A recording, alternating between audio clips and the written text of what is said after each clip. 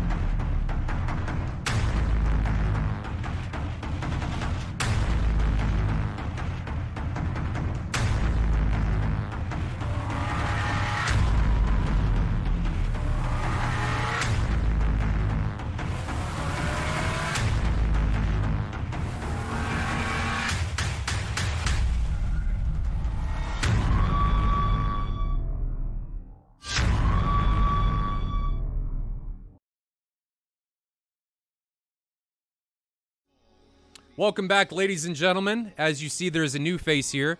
A new bearded man has joined me today. It's Low Blow. Low Blow usually specializes in BFM, but I brought him along. He's trying to, we're trying something new. So he does a lot on the BFM side. I do more on the BVR side. We're trying to meld things here, see where things end up taking us. Low Blow doesn't have a huge breadth of knowledge in BVR, but he knows a hell of a lot more than me in BFM. So I think it's going to be a good fit. So Low Blow, how you doing? What's up with you? Malta, how's it I know going, we went through some, what can I say? We yelled at each other for a little bit over the Fight for Honor fiasco. But I think we threw virtual punches at one another. And sometimes men just have to beat the crap out of each other, step back, say, I love you, man, and then move on. And it seems like absolutely we've made that happen. So we're here. We're going to try and see where this goes. You're new to BVR, so there's probably going to be questions and things, which is great for the stream. But tell us about a little bit about yourself. I know you have some military history. I think it's C-130Js, so no aerobatics in the C-130, unless you're Fat Albert and have jet-assisted takeoff. But tell us a little about yourself, and we'll get going. Yeah, well, like you say, I flew the J model in the Royal Australian Air Force in my 20s, and then moved to some civilian flying. So, hey dudes, everyone in chat, good to be here, and thanks for having me on the stream, Malta. I'm like you say, BFM. Looking forward to seeing some BVR. So it's gonna be great. It's a little different. different. Lots of questions for you. So it's a little different. If only guns could shoot people from 35 miles, that'd be something. That'd be cool. It's probably coming at some point. Lasers, something. Something will change. All the futuristic movies and stuff, they always have lasers. Like, you go back to Independence Day, they're shooting big laser photon things at each other instead of missiles, and maybe homing projectiles are on their way out. Yeah, man. Maybe. It's going to be good. It's going to be good. I'm looking forward to seeing some BVR stuff, so All right, so let's let's get it jump going. into the match. We've got number 15 taking on ECV56, 4v4 Gold League matchup. I see at least one Tomcat coming from ECV56, one Hornet, and two F-16s. I have no idea what number 15's taking. I'm going to assume at least one 114, but we're going to have to see. So let's jump into the sim, see how these guys are going to get going. I think takeoff's going to happen here in about 5 minutes, so we're just finishing up taxi. But here we go. Buckle up. Getting ready to take off. So ECV56, we've got Beaver, Cougar, Vertical Charlie, and Skinner. Is that right? That sounds right. And then, that's number 15. And then on ECV56, we've got Fort Nero, Praetorian, Gandalf, and Chueco. Chueco. You and I have no idea how that name's said. We're just doing our best on trying not to butcher it completely. Now, change of note, I just saw that mug again. You're a brand new dad, right? Welcome to the throes of fatherhood and Thank you.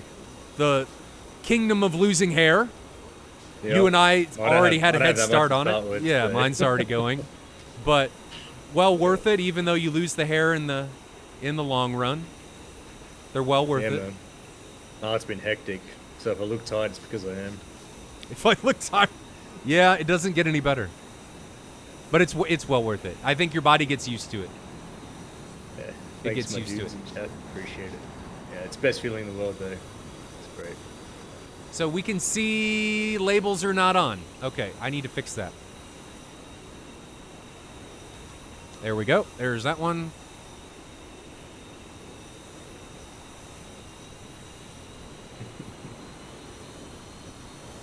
There we go. Why did you pause? I don't know why that game's pausing. Sometimes cameras, don't want to play nicely. Major Havoc saying that he barely recognized me without my Rift S on my face. Well, do you have googly eyes on your Rift S or no? Is that just bullet? No, that's bullet, I think, yeah.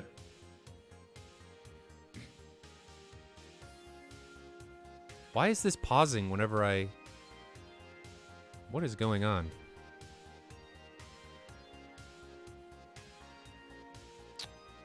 Stream does not seem to like dual cameras.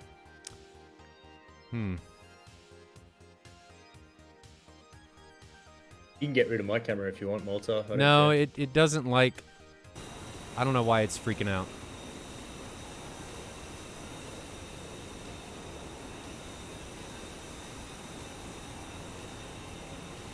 We'll just sit on this one for whatever reason. It works when I'm on the right camera, but it doesn't like the left one. So we're just going to sit over here. And watch these guys depart. They should be departing here in a few minutes. So, Low Blow, I know you're new to all of this. Do you have any questions before we take off? Anything at all? Yeah, I got a question. So, you were telling me before that one of these teams gets to decide on the rules, and I'm seeing two Vipers, a Hornet, and a Tomcat here on ECV 56. Did these guys opt in for AWACS or not? They have to in Gold League. They have to. All the missions in Gold League have AWACS. So they have Diamond League, it changes up. We may do that a little bit different next year where I allow both teams, but I didn't want to make it I wanted to try it. We were changing so much this year that I didn't want to make it awful for everybody, if you will. So we're just going to have to see how it ends up going. Got you. So the Vipers will be able to see the Tomcat. In AWACS, yes. That is correct. Through PPLI, no. But AWACS, yes. That is for sure. And is IFF a big thing in this? These guys going to be... We actually saw a fratricide Tuesday. So I don't know if that was a failure to IFF, but obviously full FI IFF is a lot slower than FC3 IFF, which happens instantaneously like you have an ACE radar. Now, a change that's coming to the Hornet soon is it's going to have self-interrogation, so you're not going to have to interrogate a target. And IFF really only comes into play when the AWACS doesn't see him because AWACS does a lot of the IFFing for you. But if you get in the mountains, which I think this matchup has, I think this is Krimsk.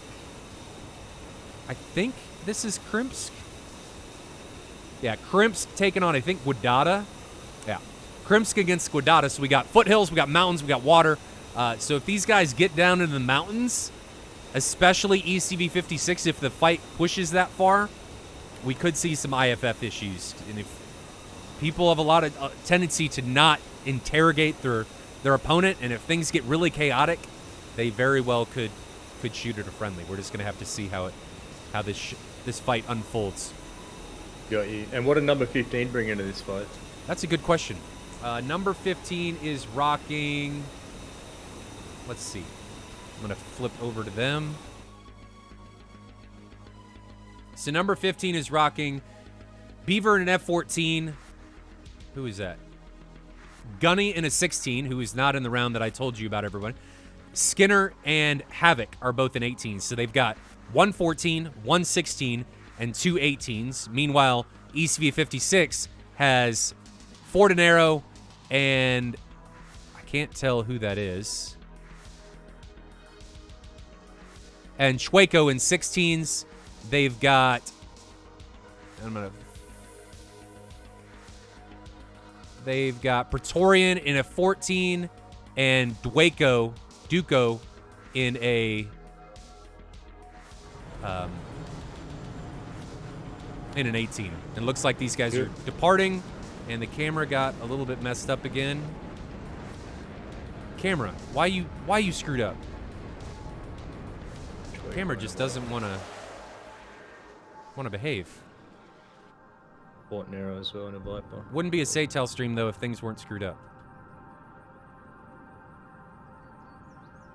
I was sitting here wondering why number 15 hadn't departed yet, and it was because that camera was paused, because I'm a moron.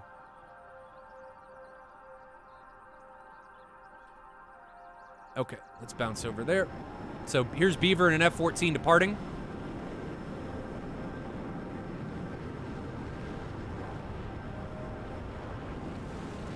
Like I said earlier, ladies and gentlemen, we've seen number 15 consistently win out in these past rounds. So number 15 won both of their previous meetings. I didn't go back further than that for last year's SATAL, but in the two of their previous meetings, both number 15 won 2-0.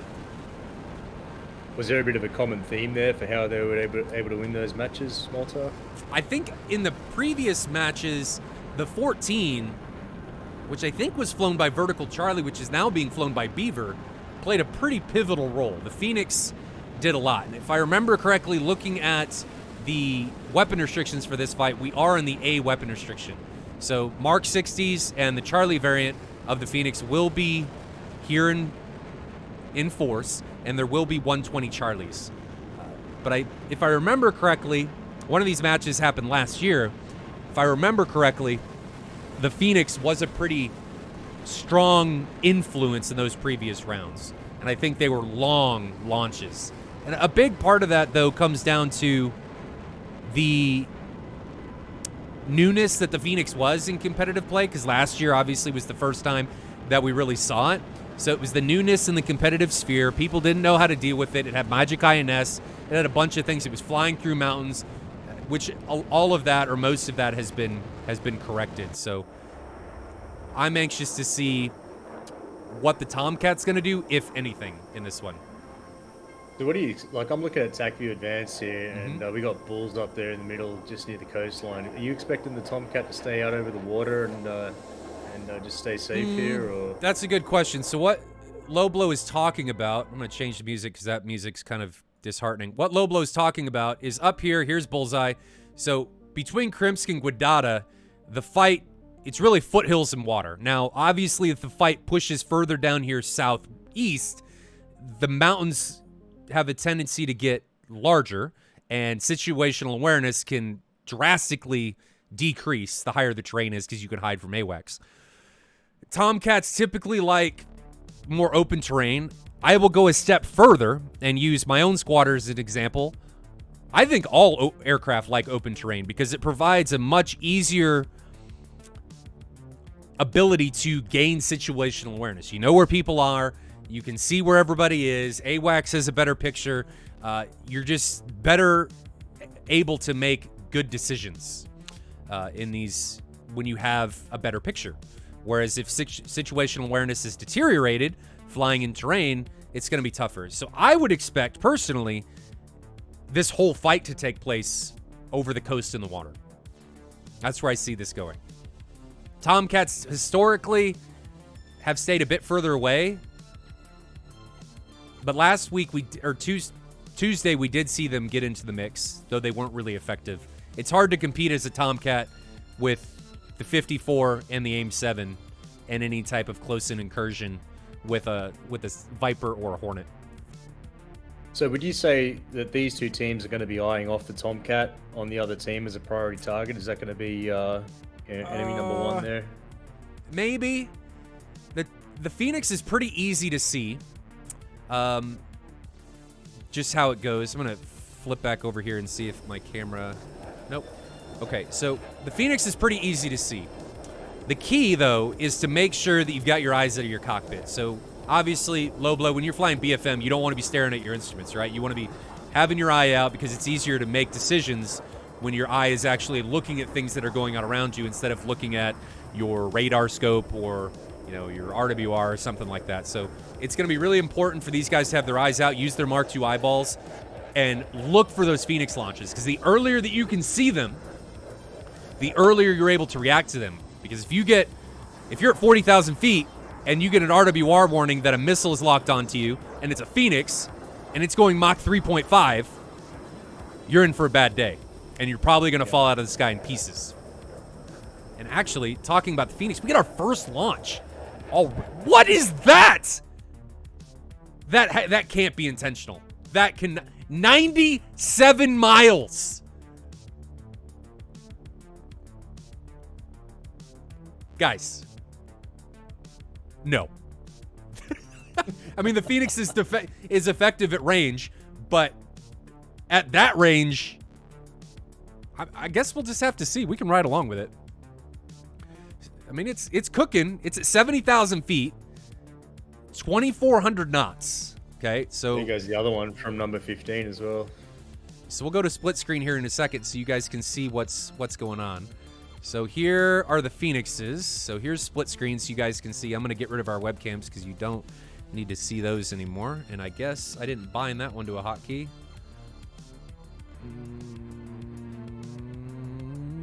Corners. So this Phoenix is still 1,600 knots, 67,000 feet. I can't tell who it's targeting yet. How far away is it? 7 miles from Beaver. Now we can see Beaver's dot. It's got some hope. Slim amount of hope, but it's got some hope. Beaver's now defending. 1,200 knots. That could have had him. Could have had him. If that missile was supported, if this thing was supported, it had the energy to hit Beaver. But it lost lock at the very last second. That was actually a decent shot. That was decent. That had potential to make things happen. And here's the second one coming in. I can't tell who this one's on. This one, it's already at 1,200 knots. Is it coming in on their Tomcat? Can you tell who their Tomcat is, Lobo? Yeah, it looks like it's Praetorian, I think. I think he's going to be okay defending that. You can see how much energy that missile's bleeding. Why do you still have your... Oh, it's because I'm on a different camera. Let's get rid of that. There we go. Yeah, that missile's trashed. So it's already down to 425 knots. They were decent shots. You know, I harp on people for taking long shots because they're easily defended, but it seems like when they get up into the stratosphere, I don't know technically what the altitude is of the stratosphere. Oh, Diagnosis says Seeker's battery went dead. What's the battery life of the Phoenix? Does anybody know? If I remember right, the 120 is 80 seconds. So once the 80 seconds elapses, it's not going to be able to track any longer. Does the Phoenix even have one modeled? This SD10, I think, is 100. Let me look it up. Not 90 miles? I mean, it was still cooking. It was, what, Mach 3? So not bad. Not awful by any stretch of the mean. And I'm actually going to turn some stuff off. We're just going to turn. That is not the camera angle I wanted. Control F3. No. Stop that, game. Shift F3. There we go. Shift F3. Sorry, turning some filters off for reshade. Probably 75 to 80 seconds, but these are guesses. Guesses. Task Force Trident says it can kill from 100 nautical miles. Is that in single player, though? Remember, they recently made some changes to help the 54 maintain energy.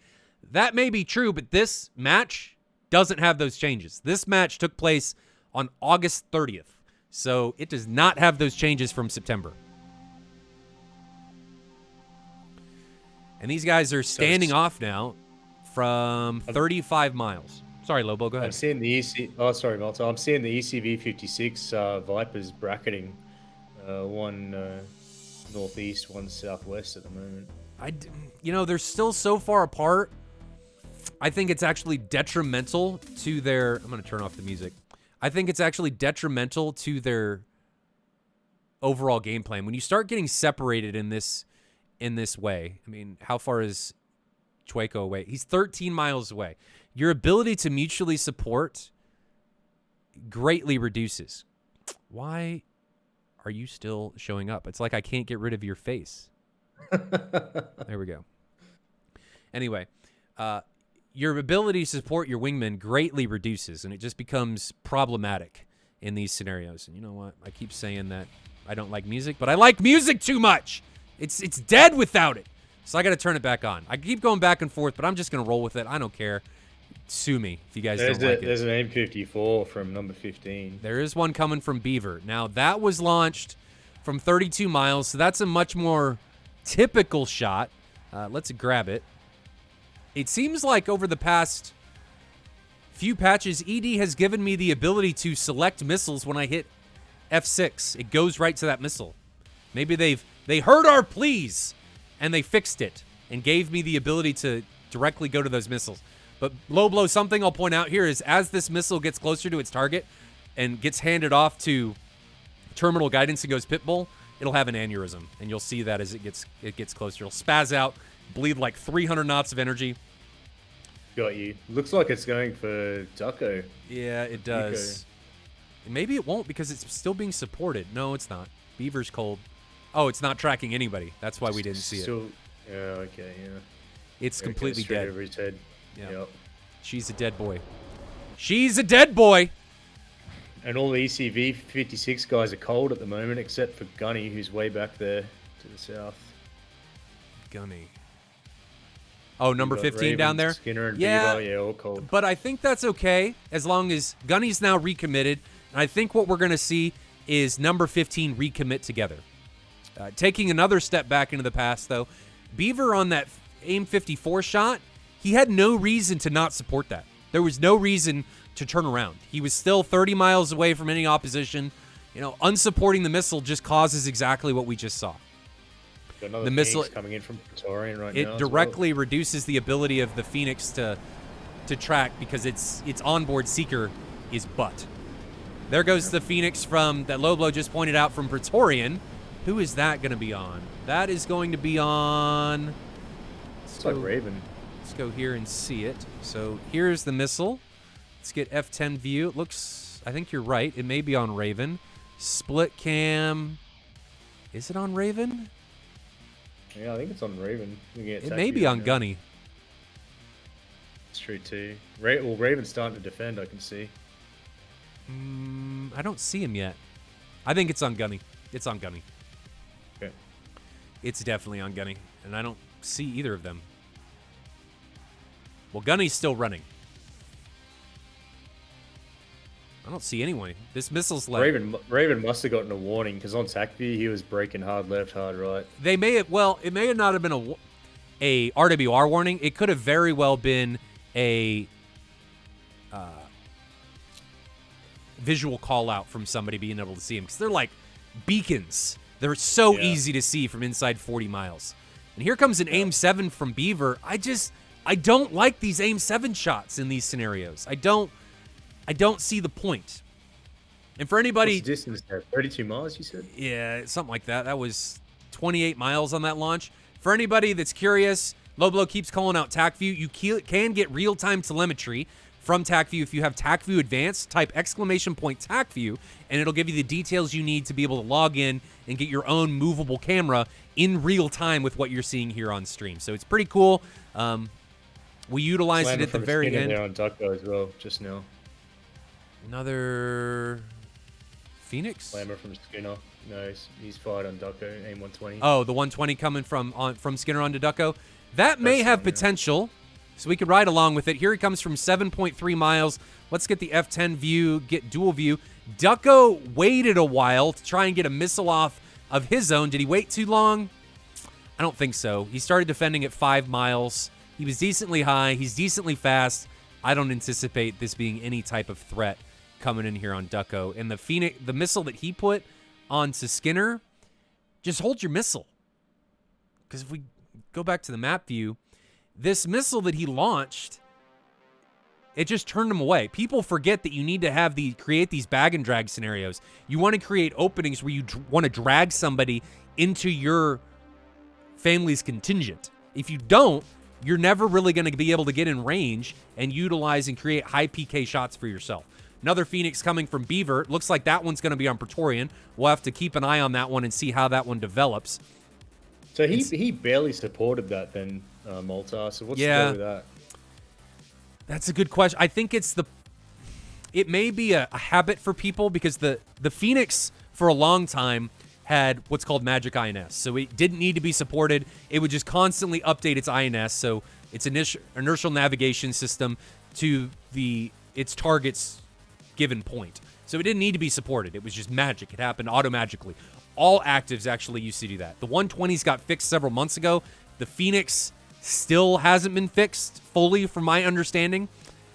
It's gotten better, but I don't think it's fully fixed. So a lot of times people will just launch and then turn away, and you can see that these Phoenix have a tendency to continue to track their target, even when they're not supported. So coming back to the question before, what's the battery life on the Mark 60? One of the Tomcat guys in the 132nd has just answered me, and he said it's the same as the Mark 47. It's 160 seconds. 100? It's like a car battery. I mean, I don't know how much battery life it takes, but 160 seconds. That's a long time. I mean, that's double an AMRAAM, but an AMRAAM is smaller, a much smaller missile, and a Phoenix is 13 feet long, so they're like a telephone pole. Now the fights are starting to get closer. We're down to 14 nautical miles separating ECV65 and number 15. 120 coming from Raven, 120 coming from Ducko. Ducko immediately defends. His 120 is going on to Skinner. Raven's, I can't tell who it's on, but that thing is slow. Slow. Already down under 1,000 knots, and I don't think it's tracking, though these 120s are going to pass each other. How many bags are these Vipers carrying? Are they still carrying any? Out of fuel or what? Are they still carrying any? Well, let's check the 18. So the 18, Raven still has 2 bags. That's an AWACS. He's going to have plenty of fuel. Tomcat has jettisoned his bags smartly. Well done. Tomcat, Beaver has jettisoned his bags. Well done. Ford and Arrow still has 2 bags.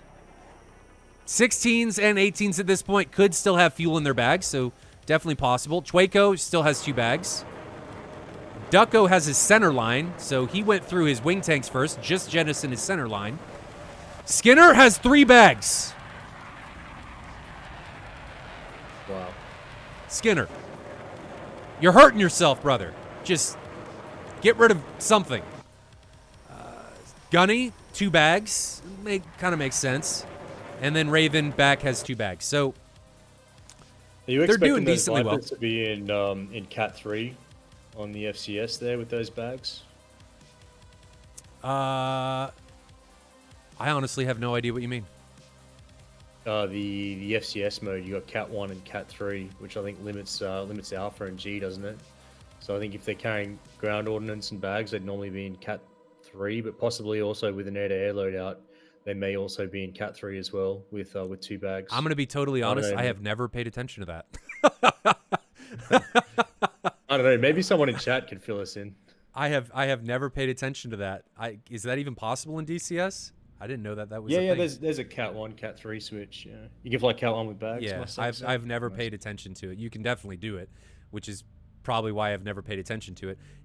AIM 54 now coming from Praetorian, and that is coming. That may be an issue. That one is tracking. Is it track? It is tracking somebody. I can see somebody diving. It's on Skinner. Yeah. It's still tracking Skinner. Skinner's got, he may have been for a world of pain. Is he going to be able to out-energy it? It's still tracking him, and I think he's going to be able to finally outrun it. It smells him, it wants him, but it just doesn't have the commitment, and Skinner's able to get away from it. Wow, nice flying. Yeah, he was able to out-energy that missile at the very end. So the merge, these guys are steadily getting closer down here to the south. I mean, now the separation is down to 7 miles. 7 angry slam miles. Raven. Raven's they're fine. So as we're getting lower, the missiles are going to bleed energy much, much faster. You're going to have to impart much more energy from your aircraft. The key is to be very fast. You want to be higher than your opponent when you're shooting to be able to get as good of a chance as you can to be able to take them down. 7 miles at 10,000 feet, if they defend immediately, you're probably not going to hit them. Mark 60s now being exchanged between the 2 Tomcats. We've got like long-range medieval jousting going on between Beaver and Praetorian, and I think Beaver's got the advantage. So here comes the missile coming in onto Praetorian. We're going to try and get both angles here. So the missile's on the right, Praetorian defending on the left. I don't see the missile yet. There it is. Missile still over 1,500 knots. Under a mile, half mile. Praetorian's dead. Yeah, he got taken down. Well. Finally taken down. Is Beaver... Where's the missile? I don't see it. He's okay. He's okay. Past him, I think. Yeah. And Praetorian got hit so hard, guys. I want to show you what's going on. He got hit so hard that the game is bugging out. The camera is in the ground because he's mad at the ground. Oh, now he blew up. He didn't want to leave. Did not want to leave. Very angry death.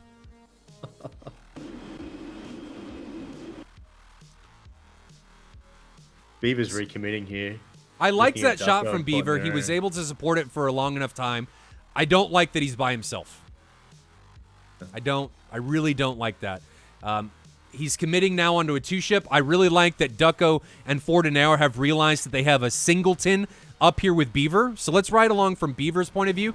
Beaver is also very low and has no Phoenix and no AIM-7s left. He is down to 2 AIM-9s. That is it. For a plane that is the size of a barn, that is not a lot. And this is why I talk about a lot of not liking those long-range AIM-7s, because you just don't have anything left. And yeah, they suck, but when you're launching AIM-7s to try and spoof a 54, it's not worth it when the guy's already running away. Man, look at the size of the hard-on that Fortinero's got for Beaver. Mark 1.55 right now. Dude, that's a great shot. That is a great shot coming from him. Mach 1.55. Let's grab that missile as it comes in here. Let's go to split view so we can see both of them. He is defending. See if we can get that as it comes in. That's trees. Where's the missile? Where's the missile? There's the missile. Half mile. 0.2 miles. That's going to be a face mile. And Beaver gets demolished. Both Tomcats getting taken out within a few minutes of one another. And then, of course, we just see an AIM-7 floating through the air just to, in spite of Beaver getting taken down. AIM-7's like, bro, I'm in the air and you're in the ground, even though you launched me like 7 minutes ago. Yep. Fortinero was not messing around there, was he? How fast? You said he was Mach 1.5? That's a great launch. Yeah. Great launch. And those are the type of situations, though, ladies and gentlemen, that you really want to take advantage of, because you're imparting your altitude and your energy. All of that is going into your missile, and makes it that much more difficult to get away from. So well done by them. And we're now down low blow to a 3v3. Yeah, man. This is going to get good. I wonder what Ducko's up to on Skinner. I don't know if Skinner even sees Ducko right now. So Ducko is at... Let's give you the camera that I'm looking at. Ducko's at 4,000 feet. Skinner's at 6,000 feet. So let's grab Skinner. And here is Skinner. There's Ducko. Missile still 3.5 miles away. I don't anticipate that being any type of problem. Yeah, he line of sighted him. So that's not going to be an issue in the slightest. He turned straight into Fort Nero here. You seeing this? Oh, yeah, he did. He did. So that was like a sandwich. And there's the missile coming right over the hill. God. So he was able to defend that decently well. But Fort Nero's within 2 miles. Skinner's dead. He doesn't get away from this. He's too fast to notch, and he gets taken down.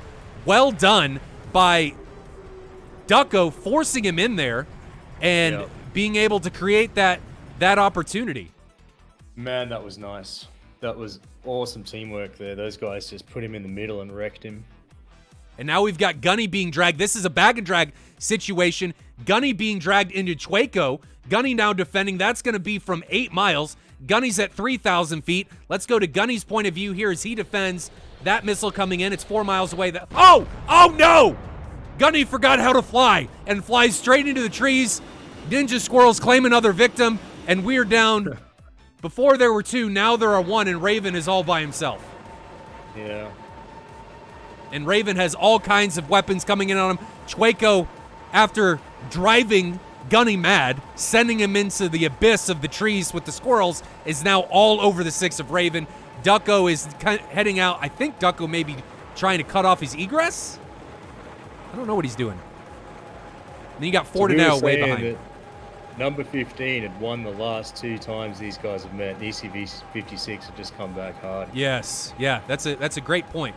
So number 15 has won both of their last meetings, and they are coming in with a vengeance. And this may be it for Raven, trying to outrun this 120 half mile, still closing. I think this is it. It smells him. It takes a bite of him, and his wings leave his aircraft. So ECV56, after winning or losing both of their previous matchups, dominates this meeting here already in round 1 against number 15.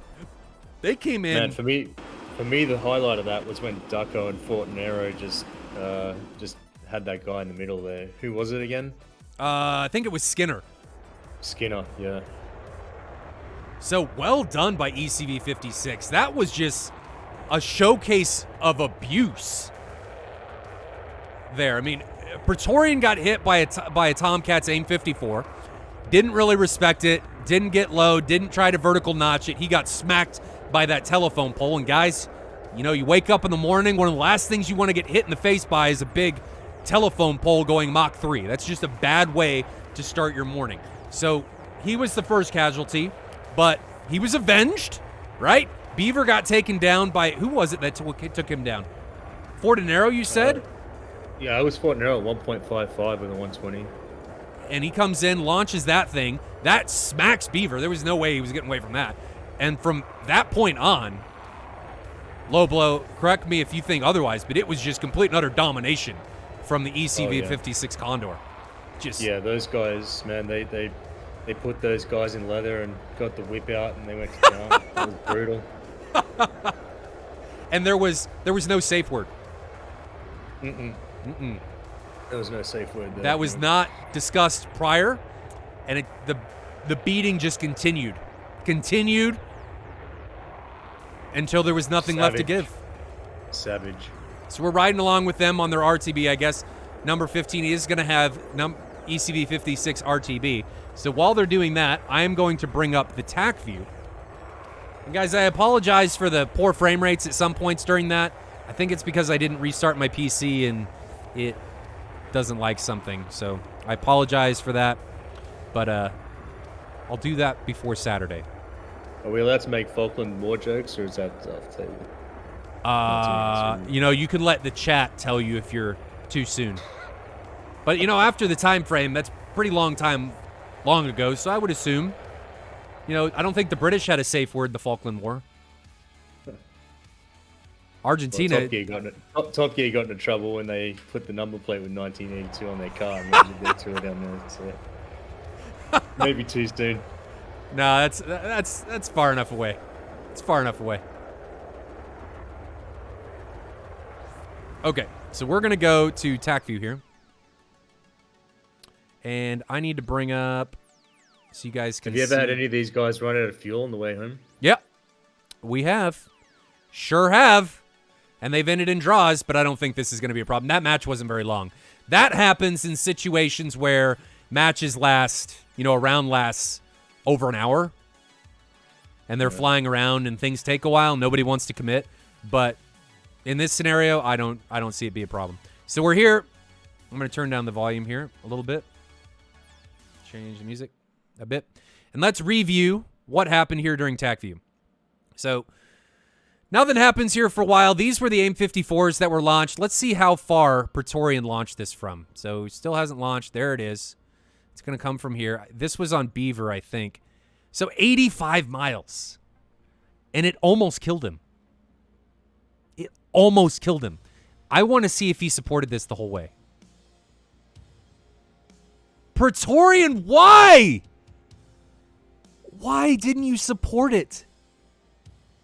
Correct me if I'm wrong, chat, but doesn't the missile, it gets help from the aircraft's radar even when it's pitbull? Is that correct? I think that's right. I think. The chat is probably going to tell me I'm wrong. But I feel like if that was supported, Beaver would have died. Because it lost lock right before it hit him. Yeah. Right before it hit. The battery would have timed out on that one, right? That was I don't think so. I mean, we can look at it. So it was launched from like 2720. Oh, maybe. You said 160 second? No, it wouldn't have. No, I think it would have been okay. Oh, maybe. No, it would have been okay. Because that's what, 2.5 minutes? Yeah, that would have been fine. Because that's 2 minutes right there. But I don't... maybe it did run on a battery. Because that's 2 minutes. 120 seconds. So maybe. Maybe the battery timeout isn't what we think it is. I don't know. But that got really close to being able to take him down. Being the longest SATAL kill I would have ever seen with an AIM-54. Ever. What altitude was he at when he launched it? I'm going to say over 40,000 feet. I won't go back and look at it, but it was... Usually the Tomcats launch from over 40,000 feet. Okay, so carrying on. Nobody's died here. Here comes the exchange between Praetorian coming up here and Beaver. I think it's coming right. See, like this, with the AIM-7. What's the point of this? Why launch this? I don't understand this. Your target that you're launching on is 26 miles away. You want him to get closer, right? Even if he launches at you, you can defend. Why launch an AIM-7 at him? What are you trying to do? He's already isolated, unless you're trying to further the isolation. But in all honesty, I can't see that because he's just going to recommit down here, probably. Yeah, but I mean, looking at his energy state when he launched that Sparrow as well, he obviously didn't intend it to be a kill shot, right, at like 0.9. From what I understand, a lot of times they'll launch them because they smoke and they want people to react to them like they're a Phoenix. But the other thing people don't realize is it's very easy to tell what a Phoenix is and what an AIM-7 is because the Phoenix burns for something like 4 or 5 times longer than the AIM-7 does. Maybe 6 times longer.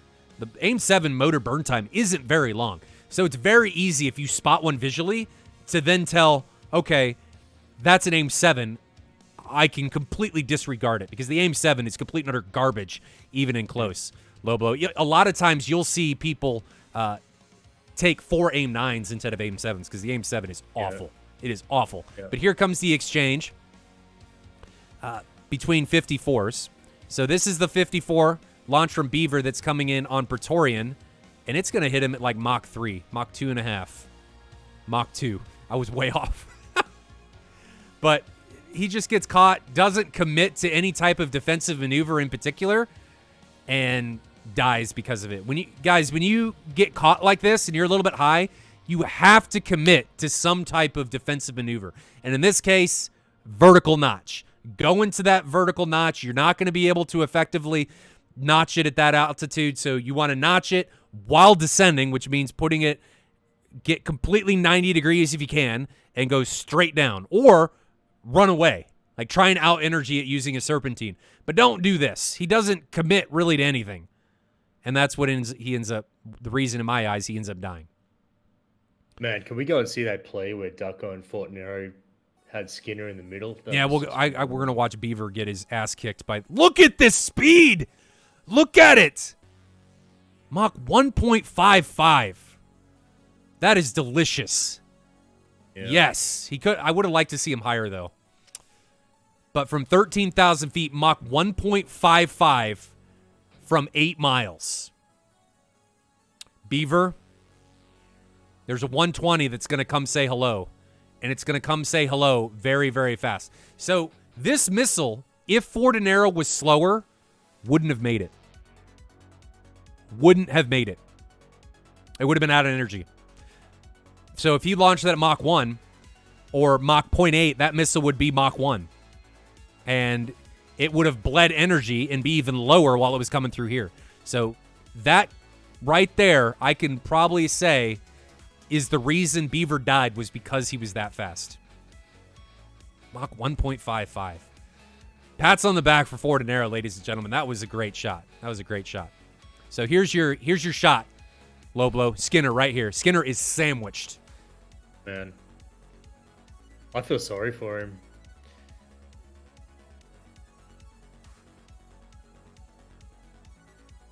Yeah, that... I have to assume Fortinero wasn't on data link. Just turned straight into Fortinero there. Well, I think it's because Fortinero wasn't on data link, so he didn't see him. But, you would have to assume that he saw him in RWR. Skinner's also in a very poor position to defend because he's in these mountains. So he's in this valley now. If we go take a look at his first-person view, he's in this valley, and you can see the high terrain to his right and behind him. This was the initial correct choice for defense against, who was that, Ducko, but it played right into ECV56's hands because he's headed right into Fortinero.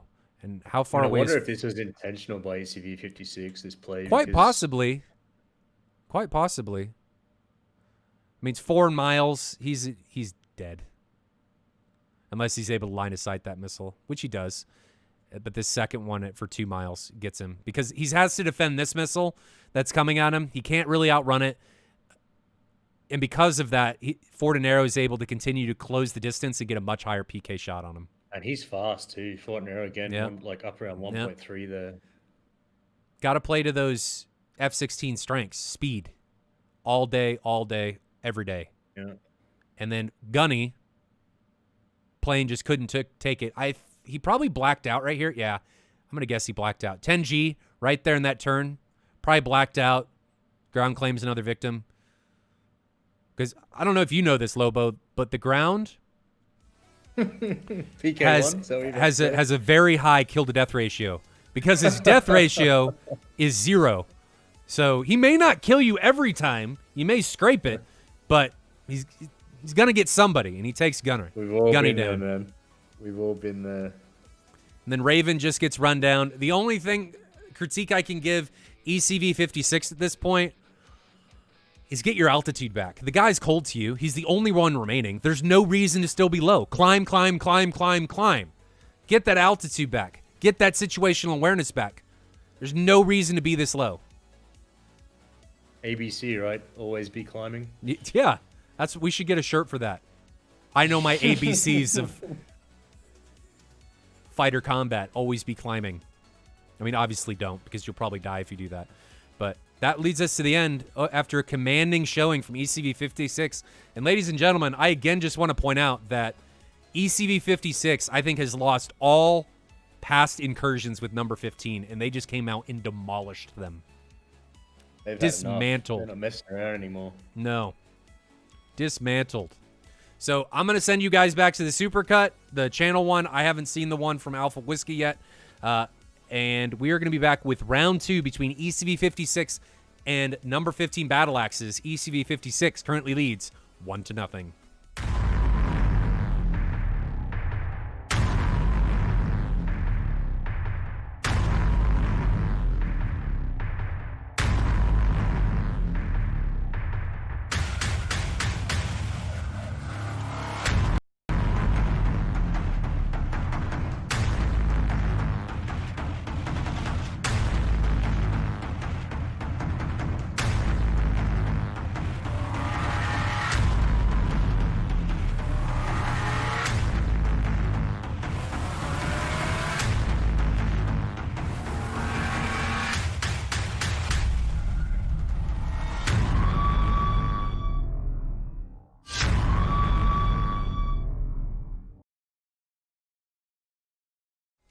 Welcome back, ladies and gentlemen. We're just back here looking at, you can look at our floating heads because I'm fast forwarding the tracks to try and get everything back in sync there. But Loblo, what do you think of your first round? I mean, you don't have a lot of familiarity with BVR. What do you think? Well, coming to that from BFM, that was a lot of fun to watch, and it looked to me like the ECV56 guys were organized. So, kudos to them there. I'm keen to see what number 15 are going to bring in this next one. Yeah, we'll have to see. It's really hard after going a match down in these scenarios because you've got, you're fighting, having lost a match, you're demoralized. You're fighting this huge uphill battle. So my big interest is, will they be able to overcome that? And if they are able to overcome it, not only are they going to be able to make it closer, are they going to be able to win? And then the question is, if they do win, by how much? And then can they carry on that forward momentum to a round 3? Because remember, if they win this round, they then have to go to a round 3. They're not just done, because then it'll be tied at 1 apiece, and it's a best 2 out of 3. So then we would have to go to a tiebreaker. I take it you've been in a few of these situations, Malta. If you're on number 15 now, what would be going through your head, and how would you be trying to prepare for this next round? So the things that have always gotten us in the past, like when I flew for 51st, and we can talk about this for a minute. What always got us into trouble was we would try and develop game plans for specific opponents. That may all well and seem really good, but the problem that it presents is you end up flying in ways that you're not used to flying. You end up having to think about what you're trying to do instead of allowing yourself and your team to excel at what you guys normally do. So what I would like to see is for number 15. Number 15s typically, when I've flown against them in the past, they've historically been hugely aggressive. And I think that suits their style very, very well. So when you start to see teams not fly to how they normally do and not fly to their game plans or their strengths, I think you have a tendency to see what just happened.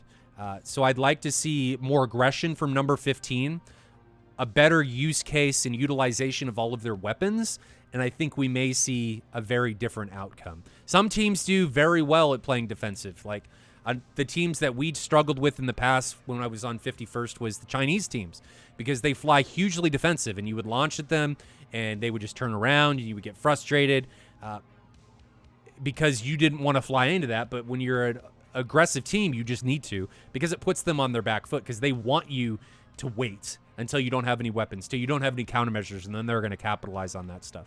So I'd like to see them fly to their strengths and not go in with a specific game plan per team or try and change things because they think things aren't working well. Oh, chat's talking about something completely different. Trying to check. Did you think that in that last round the Tomcats were quite influential, or could have been used differently? I think the problem that's been happening with the Tomcats lately is people have a tendency to try and utilize them in ways that they're not effective. Remember, they've only got 4 Phoenix. I'd like to see them wait. Because these long Phoenix shots, it's awesome if you get a kill from that far away. But most teams are going to expect that. And what happens at that point is you're just wasting a missile. Now you're down to 3. So instead of Praetorian or Beaver having 1 Phoenix remaining when they didn't have any, they have 0. So wait on that long launch. Don't try and roll the dice and gamble and see if you're going to be able to kill somebody with that long shot, because at this level in competitive play, it's not going to happen more often than not. Sometimes it does, but in all honesty, when it does, typically that kill probably would have happened shortly after, maybe from a 120 or something. So just hold on to your missiles. I'd like to see them, I guess, long story short, just wait for a higher PK shot instead of just having your Rio push that big red button and send a big telephone pole off on its merry journey to see if it connects with somebody. And what struck me, like coming from a BFM background, is just how little BFM there is here. Like these fights are all over, before really anyone got to the merge or even close to a merge. That's how you saw it here. It doesn't always happen. So there are fights where between two teams where every fight ends up going down to a guns merge. There were guns merges on Tuesday. So it happens quite a bit more than you may think it does. This one just happened, the round unfolded pretty quick, and the guys still had plenty of medium-range missiles left, so there was no reason to get down to it. But when the matches start lasting a little bit longer and people start running out of weapons, they almost always digress into IR and guns-only merges, because that's all the pilots have left. Yeah, and so, like in BFM, we consider the Tomcat to be a BFM monster. Do you ever see that kind of happen in these comps? Does the Tomcat prove to be the BFM monster here that we see it to be, like in Folds, for example? In a 1v1 scenario, probably. But more often than not, what ends up happening is it's not a 1v1, it's a 1v2 situation or a 2v2 situation. And at that point, when you start getting into that, the ability of each aircraft kind of gets thrown out the window, and it becomes the decision-making of the pilot. And it's usually the pilot's air, regardless of the airframe, that gets them killed. I mean, yes, that's probably what happens in a 1v1 merge too, but it's even more so at that level. That's what we've been seeing happen with the 2v2 ACM stuff. Like, it's just chaotic, and exactly what you said there is so true. Like, the individual benefits of your own airframe, definitely kind of get washed out a little bit in the Very chaos, much so. for sure. Yeah. Well, and when you start getting into that BFM2, fratricide goes way up, because you're launching missiles into merges, which you guys don't do that. That's bad. That happens a lot. You have people run out of fuel because fuel is actually becoming a problem. Oh, yeah. Rage brought up a good point. AMD event. I need to get caught up on that. The AMD launch event, I think their announcement for the 4th gen Ryzen and their GPUs are coming today. So my 3090 order got canceled. So, AMD, make me happy. Why did it get canceled? What happened? Because they didn't have any. No. Because people are overselling stuff. And, my wife's like, great, we got more money. But, I just put it in a home theater. Other hobbies. It doesn't go back into the pot. It just gets diverted. Just instead of going over here, it just goes over here. Right. It takes another path. Just and goes remember, somewhere else. it's always easy to ask for forgiveness than permission. I'm lucky I have a wife that I don't have to ask for forgiveness. It's just, as long as we talk things through, she knows that I do this stuff and I get to stay at home instead of going out to bars and stuff, that she's happy. Because I'm here all the time. I just also have to know that I don't get to fly as much as I used to because she's here all the time. And I'm here all the time because she works from home. But anyway, let's jump back into the match. Again, this is round 2 between ECV56 and No.15. We're not going to have face cams going into this one because my button binding's messed up, so we're going to not be there on this one. But ECV56 again against No.15. ECV56 is up 1-0 going into this round 2. Do we think they're going to be able to bring it? I don't know. I think they are. I reckon they're going to be aggressive. You think No.15's coming back on them? I think they're going to be angry, yeah. You think they're going to be angry? Angry battle axes. That could be bad. I don't know that I want to see an angry person with a battle axe. For some reason, are they allowed to change their lineup between? Yeah, they can change their pilots. They can't change the aircraft. Okay. And the reason we did that was because we don't want teams to, completely change the aircraft they're flying round to round, because it's just introduces too many variables. We want people to prepare for a specific matchup and then commit to that preparedness and action moving forward. So you can change your pilots, can't change the aircraft. And you can change your weapons, obviously. Dave GT says, I got an NVIDIA email list, so they are supposed to email me when they are available. I read that as they emailed you that you're on an email list, that they will email you when they're available. That whole launch has just been ridiculous. Ridiculous. Oh, yeah. I'm supposed to tell you about the over-G rule in SATAL. Oh, yeah. You guys should have seen Loblo's face when I said that. There is no over-G rule in SATAL. I can't. There's no way we could police that. If you want to over-G and risk something bad happening, go for it. Can we talk about over-G more, please? You want to talk about it? No. Oh, okay, good. Because I don't. I don't. I think if we do that next year, I'll probably put in, over-G for half a second, and then if you go longer than that, then... Because that incorporates lag and stuff, but we won't talk about that. That was a pain in the ass to administer and deal with. It was a nice change, though. Something different. Something different. So you said different people. Who was different? Oh, Vertical Charlie and Cougar are in this one. Are random failures enabled? Absolutely not. Definitely not. That's just what we need, is some random chance all 4 aircraft from one team encounter bird strikes while ingressing to the AO. That just seems like... I'm willing to go a certain distance for realism, but at some point I have to draw the line. Loud noises. So last time, number 15, the last round, number 15 had Gunny in the Viper, and now we've got Cougar in the Viper. Did we have Vertical Charlie last round? No, he wasn't in there. I don't think he was either. No, last round we had Beaver, Gunny, Skinner, and Raven. Now we've got...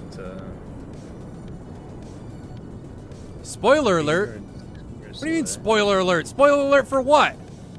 Oh, for the Fight for Honor thing. Any of the mods, can you delete that command? Can we get rid of that command there? I need to mod you, Loblo. Remind me to mod you on Streamlabs in here. Good. That needs to happen. Okay, so these guys are ingressing. I don't know why we're still looking at that. What are your anticipations going into this round, Loblo? You said earlier that you thought number 15 was going to be aggressive and they're going to be angry. Do you think that anger is going to be able to facilitate a victory for them in round 2?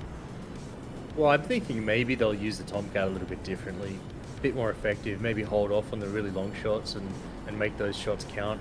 But, who knows? They may still lob them from 95 miles. Yeah, I wish teams didn't do that.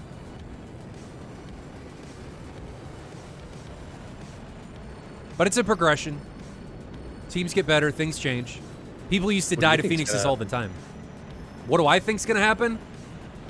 I think number 15's got a big hill to climb. After getting decimated like that in a match, it is very hard to come back on that.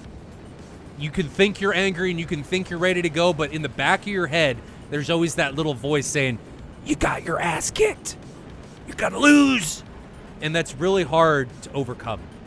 So, and what are you thinking about the change of team members here? Do you think that's wise? I don't know. Historically, Vertical Charlie and Cougar have been the ones that have flown most often. Vertical Charlie, I think, is, from what I remember, is the leader of number 15. He's the CO. Cougar is a very good pilot. Cougar, for anybody that doesn't know, and I think this has changed recently, used to fly with a mouse and keyboard. Look at Coombs. Look at Coombs in chat. Did you used to fly with an Xbox controller? No, I don't know what he's talking about. Combs did. Combs used to fly with an Xbox controller. He's trying to assert his dominance, low blown. Just ignore him. Nobody likes a bragger, Combs. Shouldn't you be working? Making funds for all those monitors you want to buy, Combs? Huh? But anyway, Cougar low blow flew for a long time and was one of the best pilots in DCS with a mouse and keyboard. Oh, that's crazy. No head tracking. So just like Sweeper then.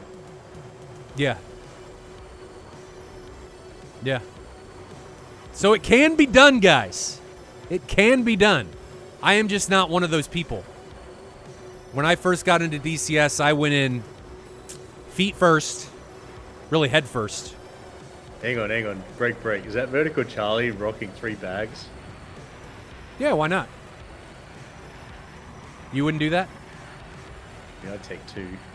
Well, the reason people take 3 is because it allows them to gate up to altitude, dump the center line tank typically, and then ingress with 2 bags. Because some of these matches, like if we look at this, if we flip over and look at this camera, how far is this fight? This fight is, how far is Crimp Squadata? 155 miles. So their ingress is 75 miles, and then they have to return home 75 miles. Some of these fights, though, one of the maps is a Napa versus Tbilisi, which is 430 miles across. So your ingress, just to get to the fight, is over 200 miles. And then you got that decided. Is that just roll the teams? No, the teams pick it. The teams pick it through the banning process. So how the banning process works is there's 24 maps, and the teams go back and forth. One away team bans first, then the home team, then away, then home, then away, then home, and you ban until there's one map left, and that's the map you fly. So last year we did it based on random chance. But this year I decided, hey, let's up the ante, have way more mission locations, and allow the teams to fly. And I think it's been hugely effective because it allows teams to have a say in what they want to do, to play to their strengths, to say, do we want a small bubble? Do we want a big bubble? Do we want a long ingress? Do we want a short ingress?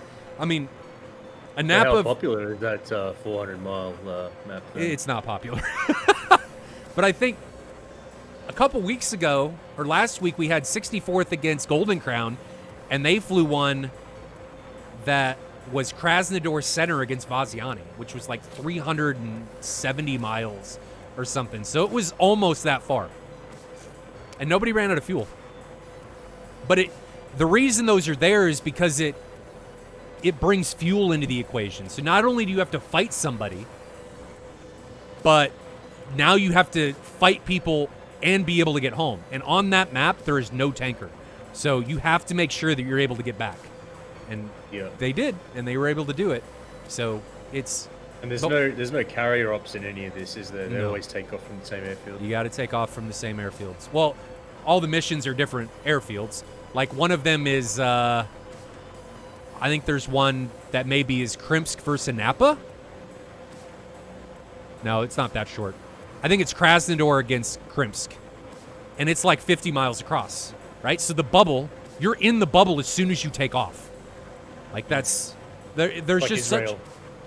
There's just such a wide variety of different mission locations that it completely changes the dynamic of how you're going to approach a fight based on the mission that you select. Like the Israelis that take off when they're in the merge straight away. Yeah, yeah. So AIM-54 is again being launched from long distance by ECV65, and that's coming from... That's not as bad, like 70 miles. That's probably more typical of a long launch. 90 miles, man, that was a long way. Let's ride along with this thing, though. Any bets on if this is going to hit? What do you think? You think it's going to hit?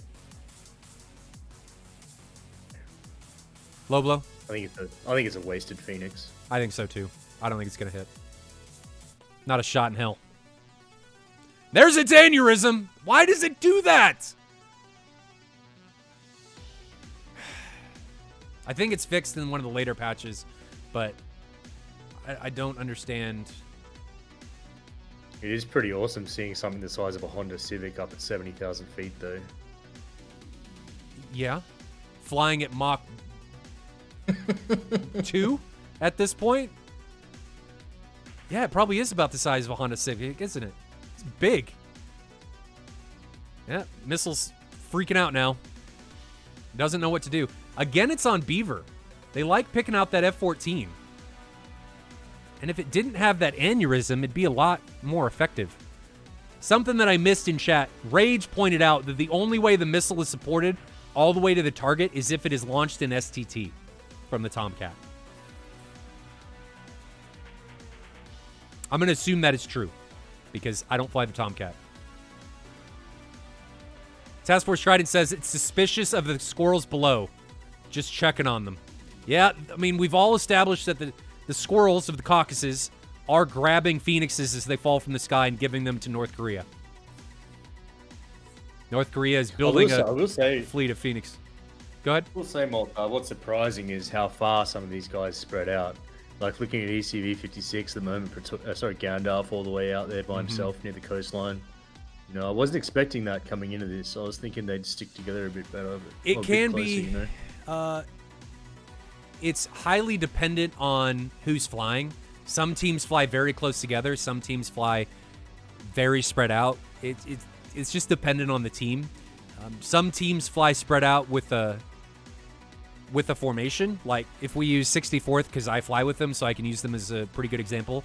Typically, we fly in a Stinger formation, so we'll have a two-man spread in the front with a trailer about 15 miles behind, and our spread formation at the front will be about 8 miles spread, and we'll ingress and egress in that formation. So the two guys will turn around and egress while the Stinger's coming forward, continuing to provide a picture, and when he turns cold, the two ship will have recommitted, and they'll provide a picture, and the idea is to always have radars contributing to the PPLI picture for the 4th gen fighters.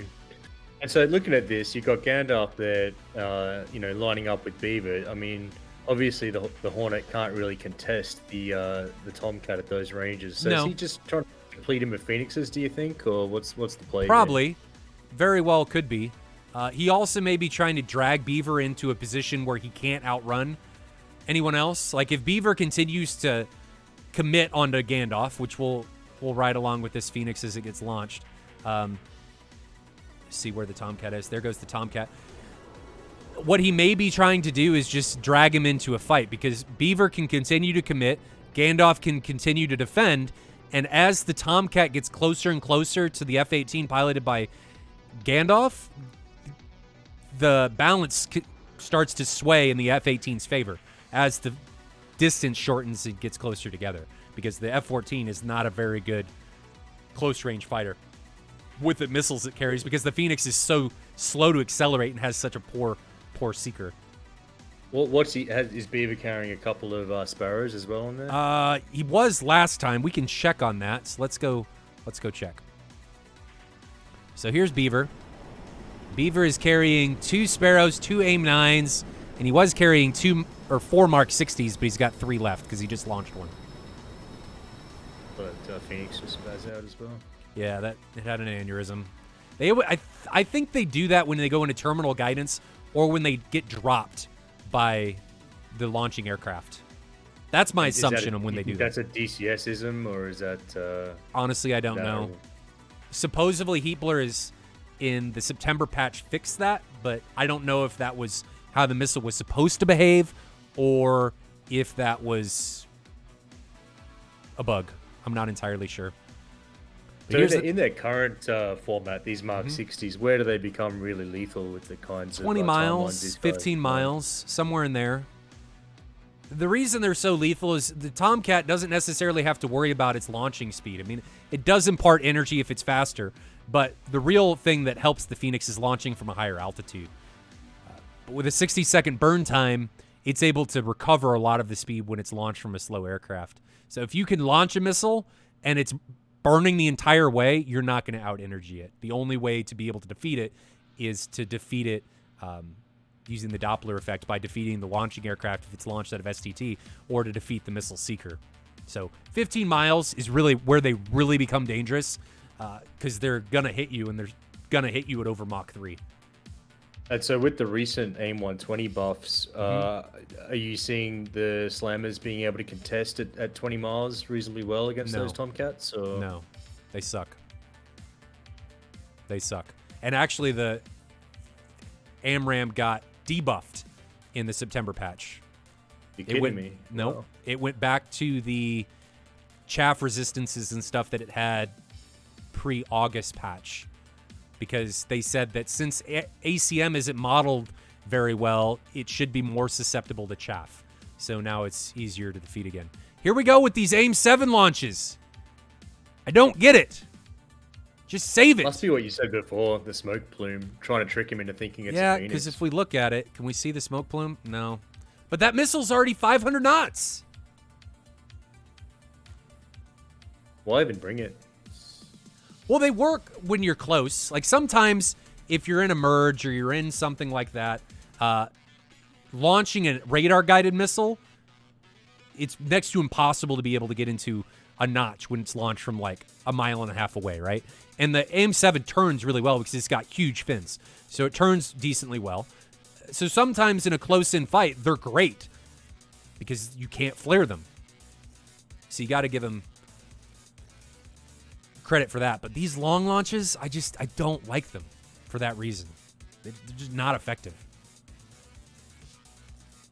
I mean, Skinner doesn't care so puzzling about to me this why, missile. why he's launched that like that. I mean, Skinner doesn't even defend. And the other thing that you got to remember is when it's a Phoenix because it shows up as a U on your RWR, unidentified.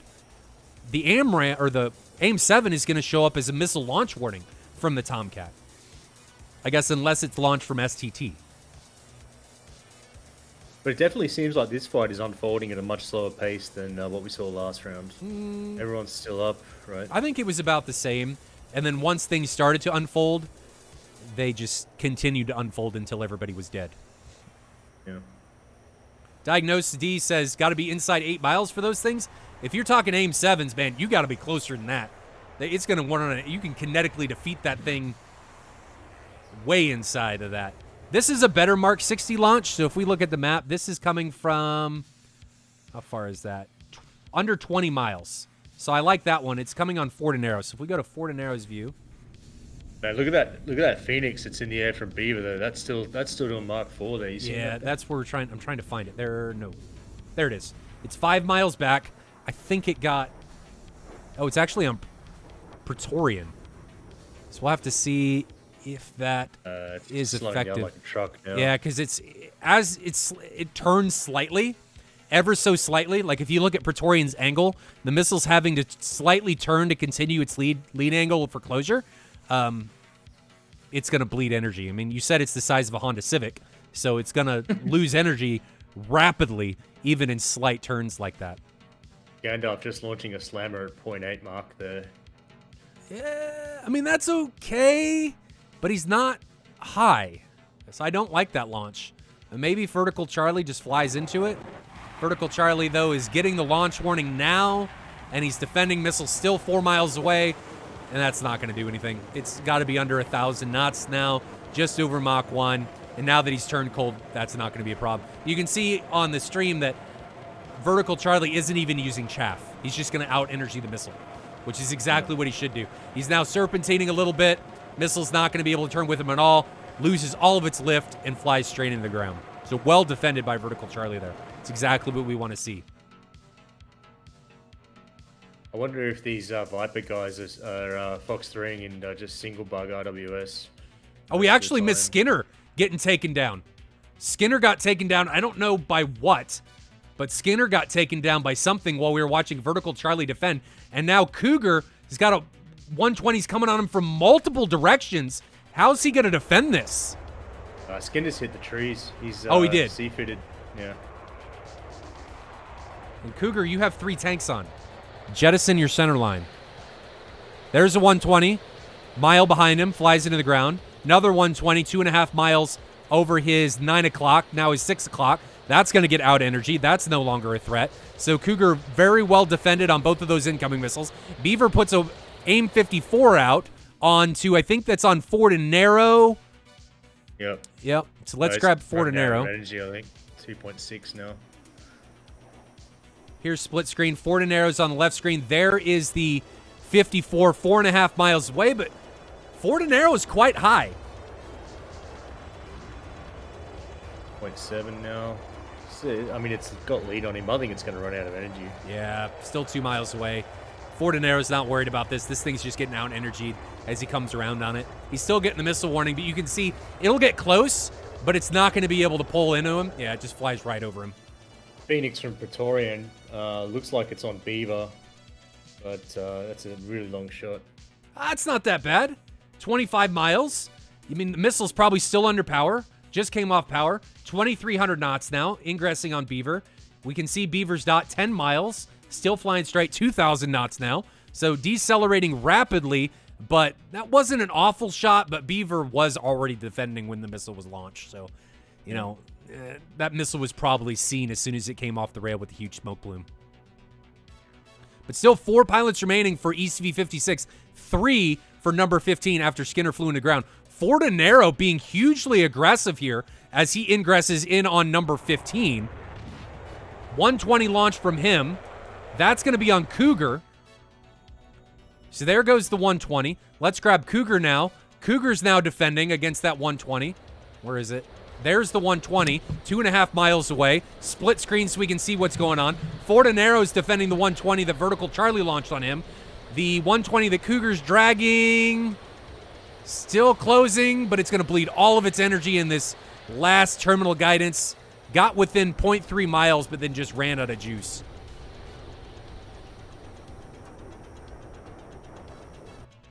Make sure everybody's awake here.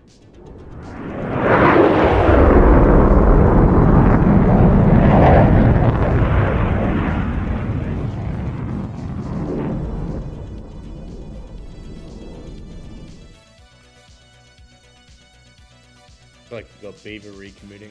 Yeah, Cougar's now... Cougar is by himself. No. I think Cougar dies here. Arrow, look at Fort and Arrow flanking as well up there. Yeah, Beaver right now, I like that. Cougar's in trouble. Cougar's going to die here. He's got a 120 now coming in from 2.5 miles. Still has a ton of smash. Cougar's not committing any direction to a notch. There's no formal commitment to any type of defense. Half mile, 0.3 miles. Is it going to be able to chase him down? No, just barely. He gets away from that. And now on the flip side, Ford and Narrow is in a little bit of trouble from Vertical Charlie. So let's go to split screen so we can see both of these engagements as they unfold. Vertical Charlie on the left. He's got Cougar on the right. On him. A really fast Phoenix on him. Seeing this Vertical Charlie. Still doing Mark 3. Vertical Charlie could be in trouble here. Skinner or Vertical Charlie and Cougar get taken down. So I'm glad we were able to see both of those. Ford and Arrow is now defending against an incoming 120. There's the 120 over his left shoulder. Don't think that's going to be any type of problem. It's still a mile away. Ford and Arrow now climbing and breaking away. Going to totally out-energy that missile as it continues to ingress on him. We're in a 4v1 now, aren't we? Beaver versus all of ECV56. Beaver against the world, brother. Toxic Raven says my name and then doesn't say anything. We are just seeing the map. Why? I screwed up. I'm sorry. Did I fix it? Maybe? No? Did you see one of the kills? Sometimes I forget. But anyway, Beaver is the only one left. Beaver and four guys. I mean, am I going to make the joke or is someone else going to make it? No, we're not going to make the joke at all. We're going to leave that one alone. Remember, PVG 13. Okay, so Beaver's still ingressing. I wonder if he's having fuel issues. He's got a single AIM-7 left, 2 AIM-9s. All of ECV56 has turned around. Showcase this to you guys. So Beaver is the F-14 on the right.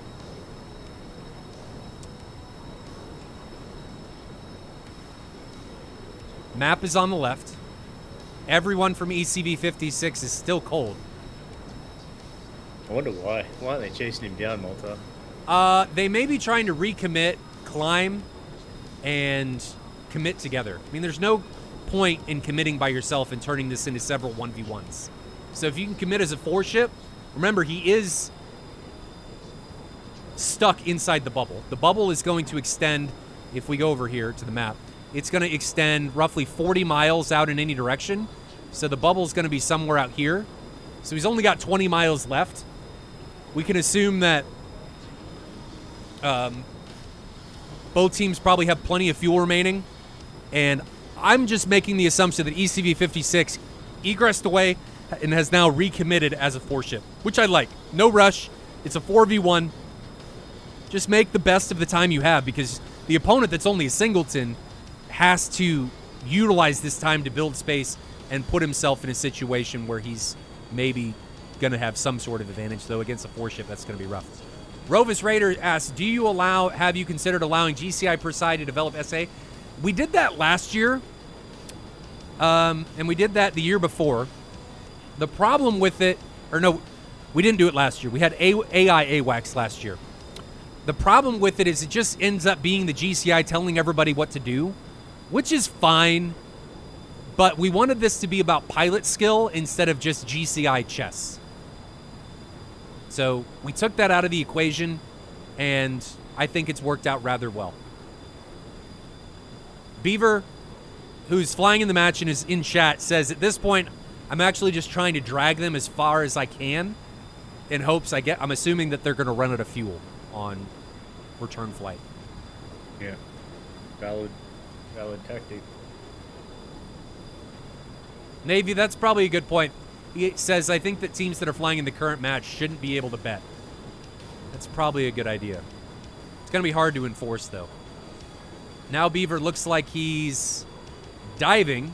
Let's check the altitude here of the ECV56 ingressors. One's at 22,000 feet. That's Praetorian.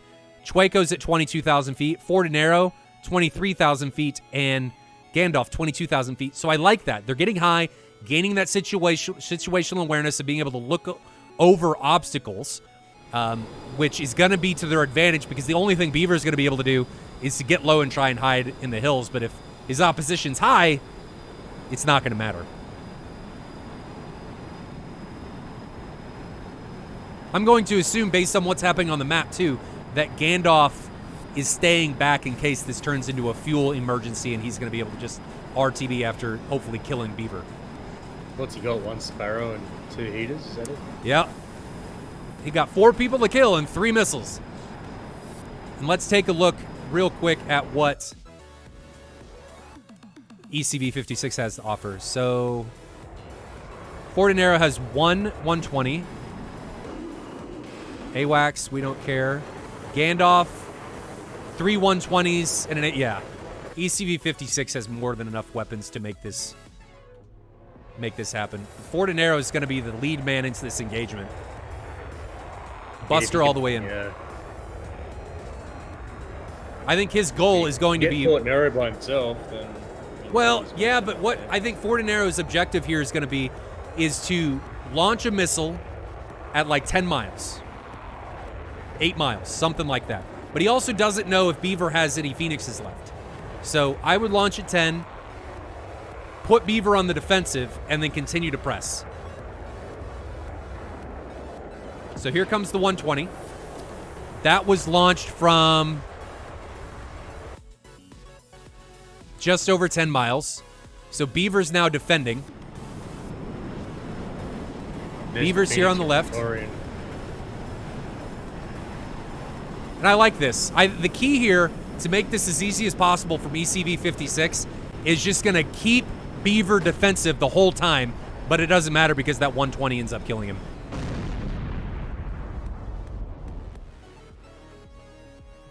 So we actually looked too far into that. Beaver just didn't commit into any type of defensive posturing, which in that position, you know, if he slows down, he's allowing himself to get caught. He may have been trying to line his sight it, and Fortinero was just too high to be able to make that. No.15 just got smashed today. They got demolished.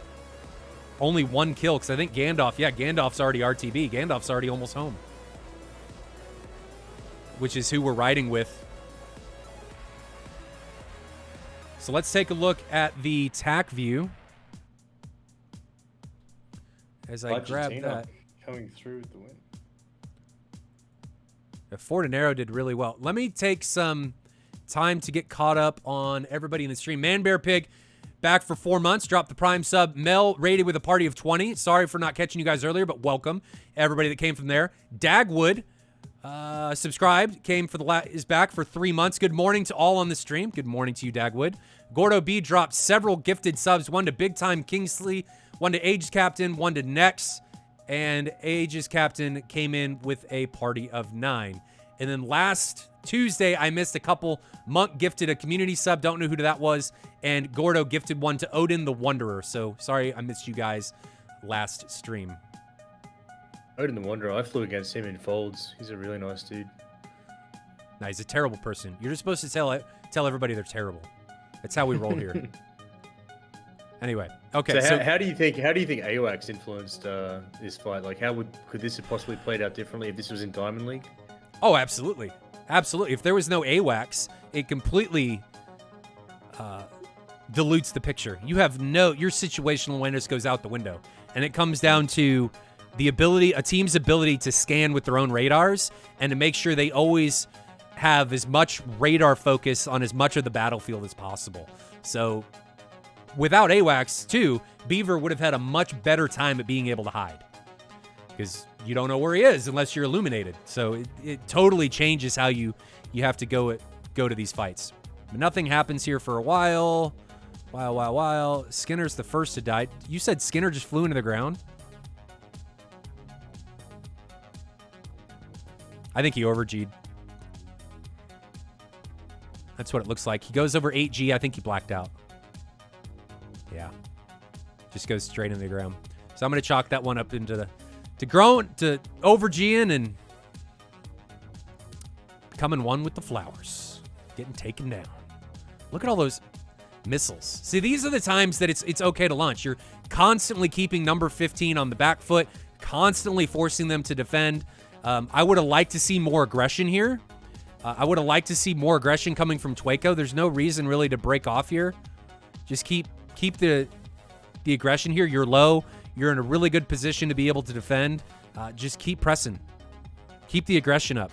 That's what's going to cause people to make the mistakes, is keeping the aggression up, because as they continue to have to defend, they can't put missiles on you. So I think that's really something it the doesn't team look should be like trying number to do. 15 changed too much from the first round that I could see. Did you notice anything different? Not really, no. I didn't see the aggression that I wanted to see out of them,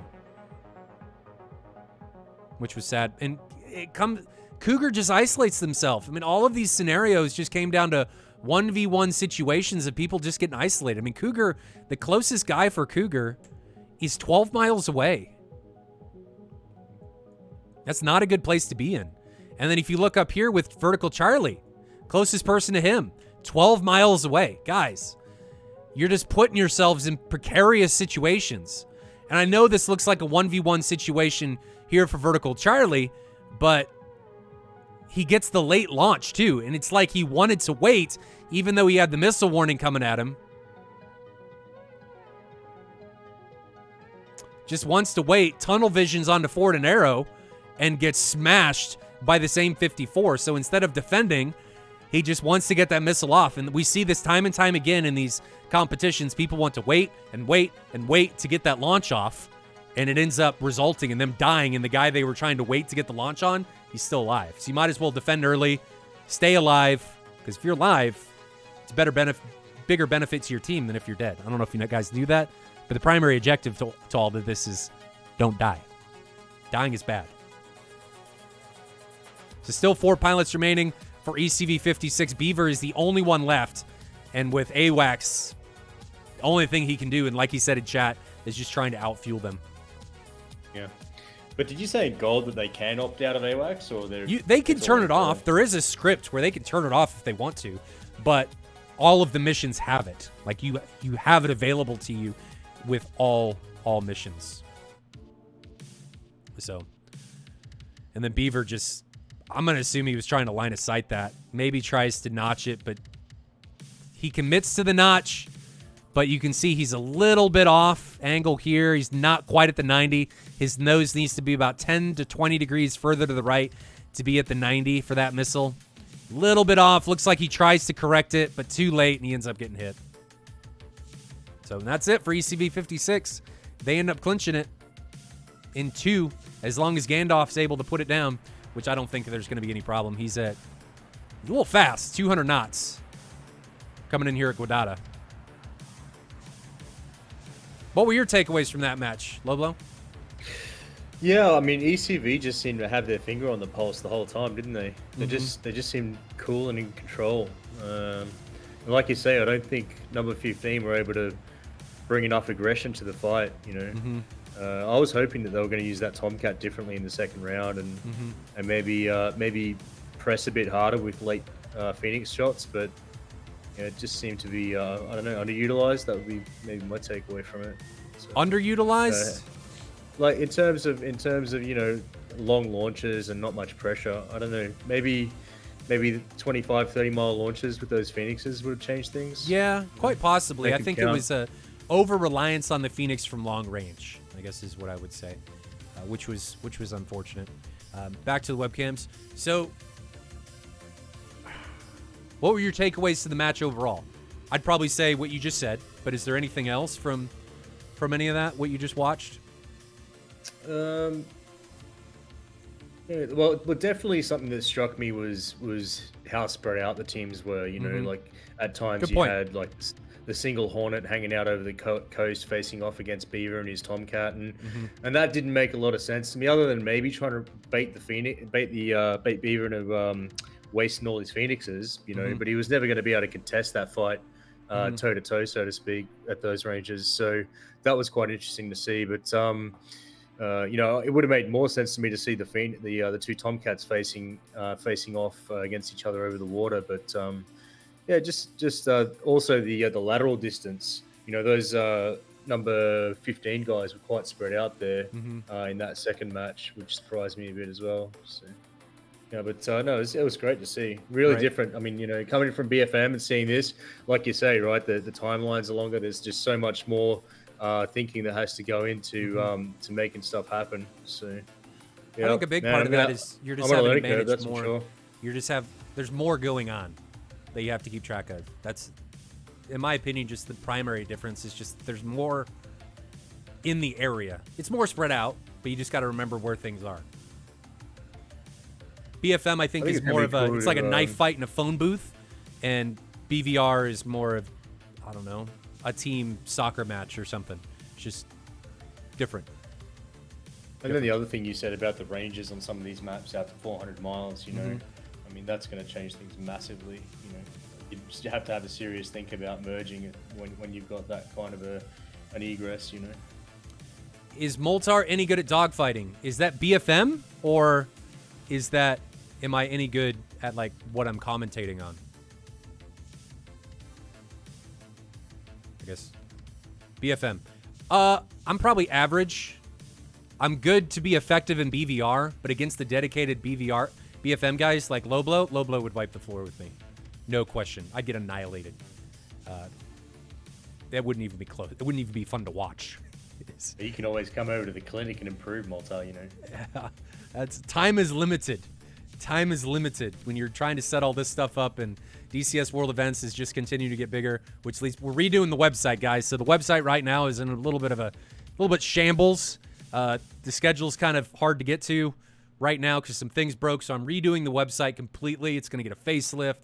Hopefully that'll be done in the next couple days. Loblo's actually going to help me with that. But there's a lot of stuff going on. So I would like to, but my jollies get off on killing people from range. I don't know. I like the chess match of dealing with that stuff. I like team flying too much. Nothing against BFM, and I will use my gun and get into BFM fights in BVR. I guess I like the variability. That's not me saying one's harder than the other. It's just different. Just different. Like different sports. Just different. So before we get out of here, any closing? I'm looking forward to the next one, man. This is great. Yeah. So next one will be Saturday. And I sent, let me check to see who flies Saturday. Saturday is going to be Eclipse Task Force against Outer Haven, I think. First thing I'm going to do when I get out of here is that's learn how to use the, JG78 against Outer Haven, who have since dropped out of the competition, but it is going to be JG78 against Outer Haven on Saturday. What was that, Loblo? Sorry. Well, I was going to say, first thing I've got to do when I get out of here is learn how to use the ruler in attack view, because, you know... left control, left tell click, me that. and then left control, right click. So left control on one aircraft, left click, and then left control, right click on another aircraft or a missile, and it'll bring up a ruler. That's going to be helpful. It is nice. It is nice. But guys, that's going to be it. Huge shout out to all of our sponsors for making all of this possible. Fox Mounts, TacView, Wild Weasel Apparel, and Buddy Fox, along with Eagle Dynamics, Heatblur, and of course Thrustmaster. If you guys are looking for any of the gear. Oh, and that is an old logo. Why are they not on there? Blackhawk should be on there. That is an old logo. Blackhawk's not on there. So, shout outs to them. I think I missed them last time. But all of them have awesome stuff. You guys are looking for mounts. Fox Mount is the place to go. TacView, it's something we use every day. Wild Weasel Apparel for all of your jet aviation apparel needs. Buddy Fox, one of the best A10 UFC button foxes out there. The buttons are made by Nokia engineers. Black Hog for what I think is possibly the best button box that is readily available. Obviously, there are other ones that are more expensive, but for what most people are going to want, Black Hog's got really everything you could use. Eagle Dynamics for giving us this awesome sim. Hind, when? When's it coming? Heatblur for the F-14. I know we like to crap on it, but it's a really complex jet, and it's awesome to have. And then Thrustmaster for everything that they do in the aviation and sim racing communities. If you guys want the best pedals out there, TPRs. No question. Expensive, but best. Now's probably not the right time to buy any flight sim gear, though, because it's all expensive. Really expensive. Because of COVID and China and all that stuff. But anyway, Loblo, I think that's all I got. Next match, again, is going to be JG78 against Outer Haven. It'll be Saturday, 1500 Zulu. No idea how long of a match that is going to be, but you going to be back? Yeah, I'll be back. All right. If you want me back, I'll be back. That was fun. Thanks, man. He's a terrible person. There's no way in hell I would want him back. I'm just kidding. I think it went well. It was good. But Loblo and I got some website stuff to do. Until next time, ladies and gentlemen, stay safe in those vertical skies, those virtual skies, and we'll see you Saturday, 1500 Zulu. Until next time, see you later. Hey, guys.